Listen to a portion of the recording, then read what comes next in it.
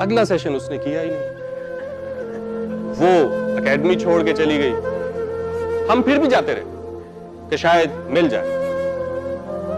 اس کے بعد نہیں ملی. وہ اس کو کھونے کا دکھ نہیں تھا, بس یہ ملال رہ گیا کہ پتا تو دیتے.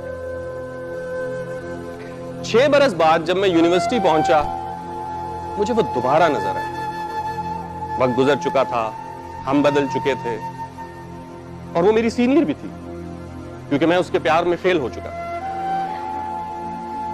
اب ایک آدھ دفعہ دکھی, دل میں تھوڑی بے چینی ہوئی, سوچا جا کے بتاتے ہیں. پھر کہا رہنے دو.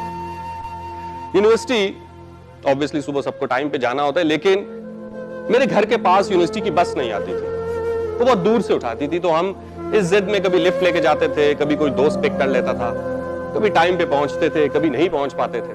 Subscribe to our channel by clicking the subscribe button. Click the bell button and enjoy the latest uploads from our channel.